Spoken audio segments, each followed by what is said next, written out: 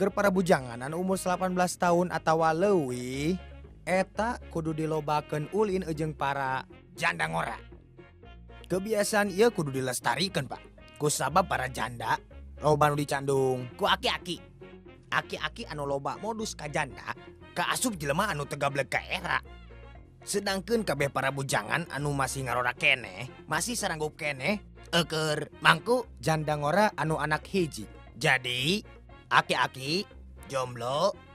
Nah, nu kieu teh kudu dibeulem, dikubur, terus diarug sangkan para bujangan bisa kawin ka janda-janda ngora anak hiji.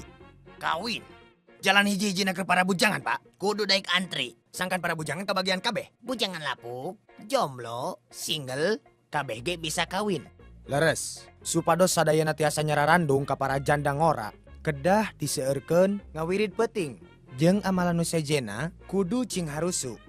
Sangkan eta bisa dikabulkeun, saenggeus wirid manehna kudu langsung dimandian make kembang 7 rupa.